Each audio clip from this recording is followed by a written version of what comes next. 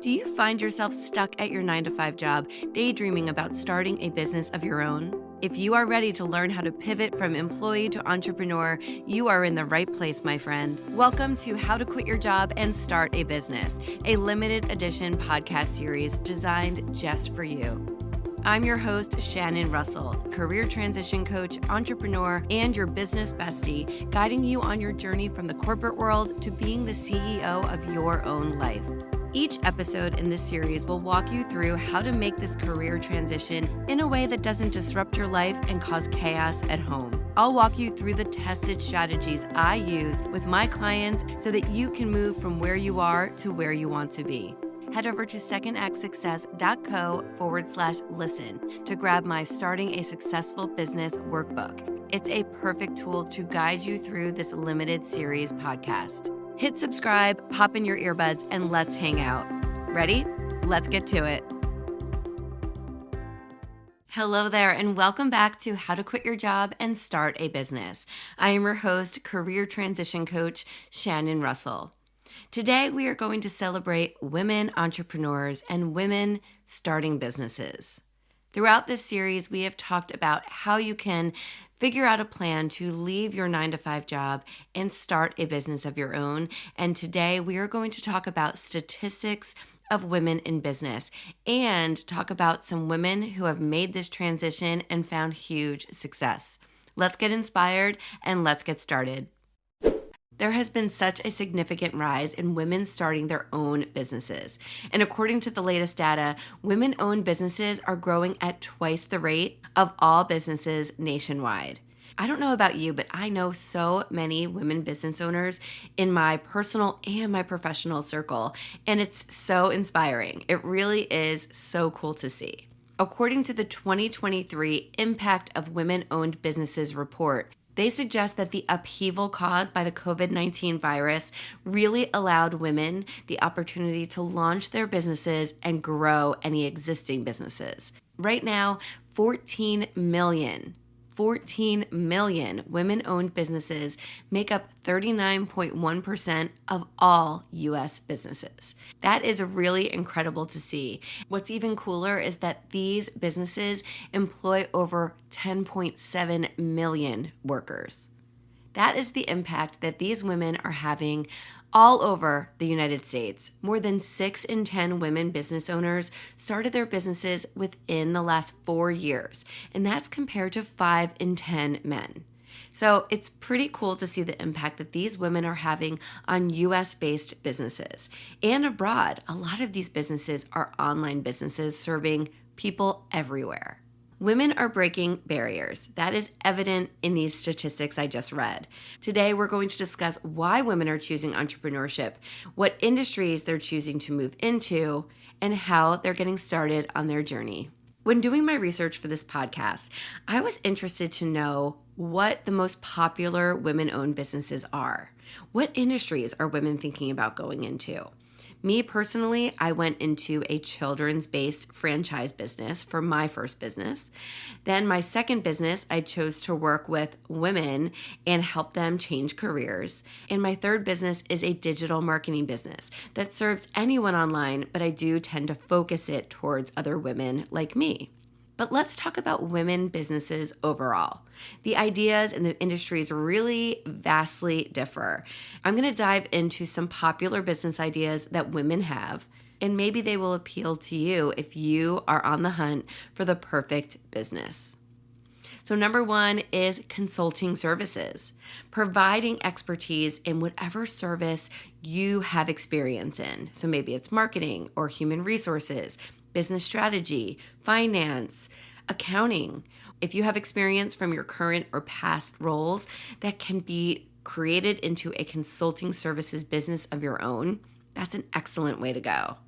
Consulting can also be done remotely, offering flexibility and work-life balance. Plus, you can charge the rates that you want and take on the clients that you want to work with. Next is an e-commerce store. A lot of women just want to have that balance, and so working online is ideal. An e-commerce store allows women to sell products online through different platforms like Amazon, Shopify, Etsy, or their personal websites. You create your e-commerce store and you decide what you're going to sell. Some popular niches for these e-commerce businesses include handmade crafts, vintage items, beauty products, home decor, printables, and digital downloads, you name it. Plus, if you are someone who frequents these shops yourself, then why not get in on the action? I know for me, I'm on Amazon at least once or twice a week, and I buy on Etsy for gifts for family and friends. I used it for decor for my wedding and for both of my children's nurseries when they were babies. So Etsy, Amazon, I love you, and if I were to start an e-commerce site, I would definitely go to you. Another popular option that women are taking advantage of is the freelance world, writing or creating content. Writing articles, blog posts, creating digital content on TikTok, YouTube, Instagram. These are all creative businesses that you can do online, or you can write or create this content and submit to other publications or creators. So you're really doing the work that you like, that creative work, and then putting it out there and making money from it through social media, advertising, sponsors, and affiliate programs. Some women are also using this as copywriting or social media management or video content creation or even SEO strategy.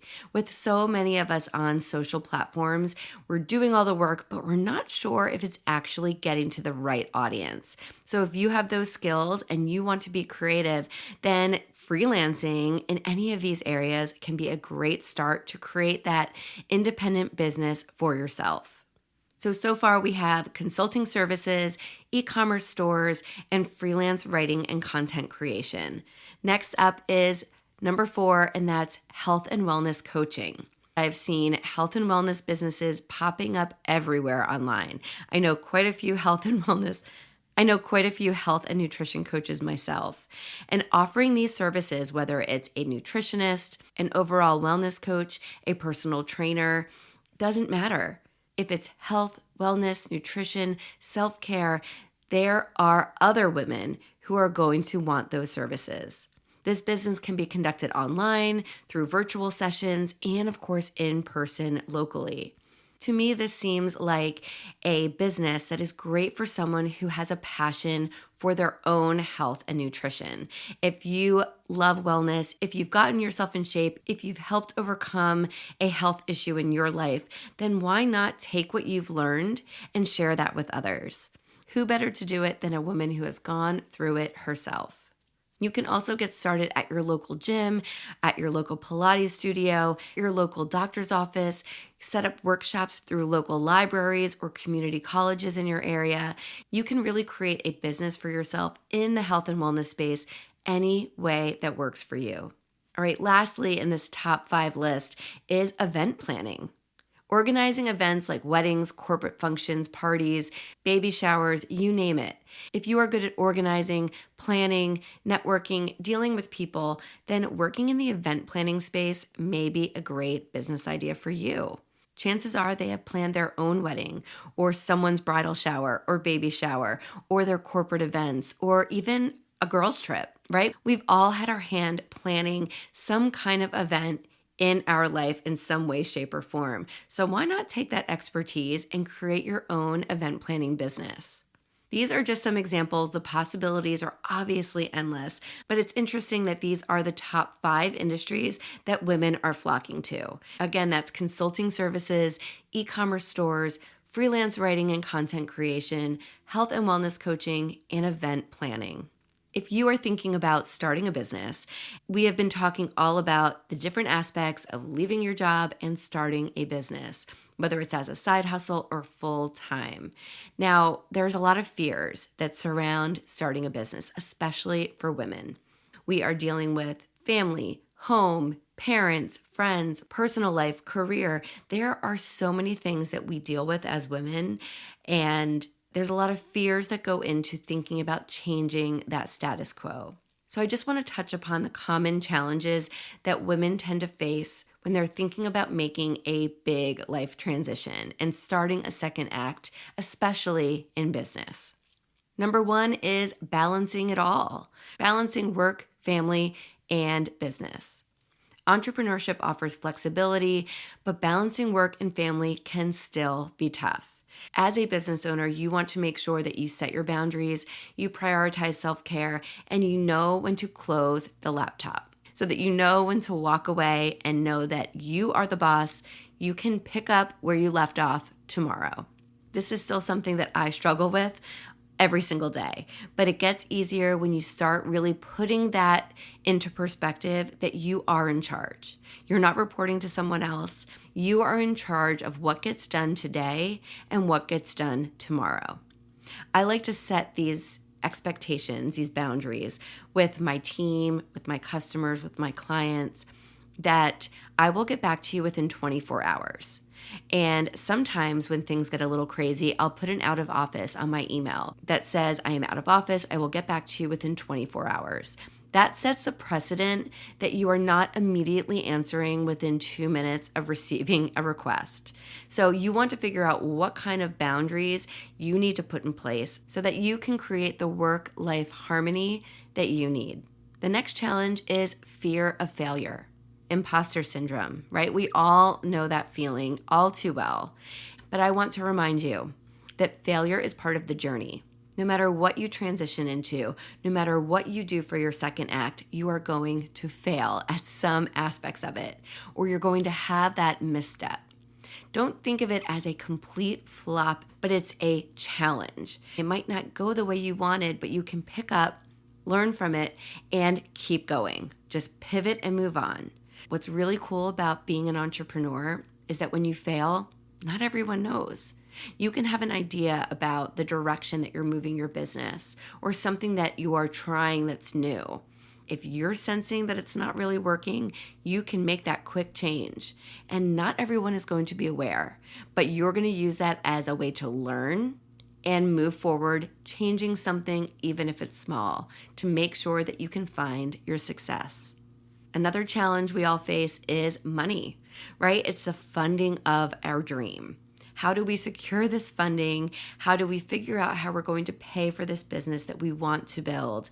Women often stop like a deer in headlights at the fear of money. We don't want to talk about money. We don't want to discuss it with others. We don't want to admit that we don't have it. It really is a scary topic.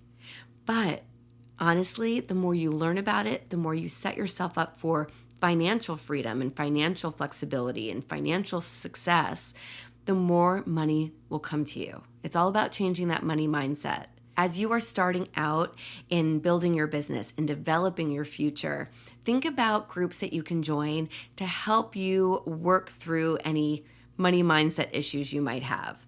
There are women-focused business networks that you can join. There are resources and support groups locally through the Small Business Association in your area. There are incredible women entrepreneurs online that you can follow for more information. I love following Susie Orman, Tori Dunlap, Bernadette Joy. They are all really incredible women who have created businesses and teach financial success. So if you're looking at ways to finance your business or just ways to truly monetize and figure out the money, the number aspect of your business, go to women who have done it and teach it. It really does give you that sense of empowerment and that sense of having that knowledge and knowing that you can answer the questions, you can figure out that balance sheet or that profit and loss statement, and you don't have to turn to someone else for help all the time. That is a challenge that a lot of us face, that fear of finances. Now, just because these are challenges that some women may face on the road to entrepreneurship, it doesn't mean that this has to stop you in your tracks. Let these be challenges that you are now aware of, and you can move forward surrounding yourself with a supportive community, seeking mentorship, and really going after self-improvement and wanting to learn about these areas and learn more about your business as you move forward, because you're not alone on this journey. If you are thinking that starting a business is the right move for you, then keep in mind that so many women have done it before you and they have grown their small and humble businesses to becoming these huge, successful household names. Here are just a few: Oprah Winfrey, Sarah Blakely, Ariana Huffington, Debbie Fields, Tory Burch, Estee Lauder, Elizabeth Arden, Vera Wang, Betsy Johnson, and Martha Stewart. Those are just a few, and I bet you know all of them.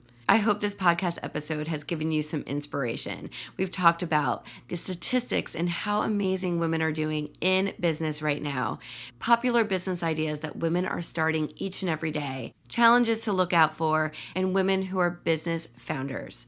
You can add your name to this list too, my friend. I'm excited to watch you take the leap and start your own business.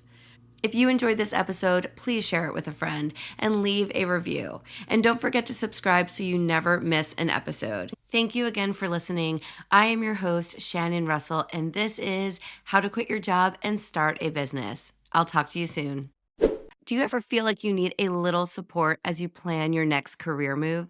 Then I invite you to join the Career Clarity Collective. It's a monthly membership, and inside you will receive access to a community of like-minded women. You will also take part in group coaching calls, plus you'll get access to masterclasses and resources with new ones added every month.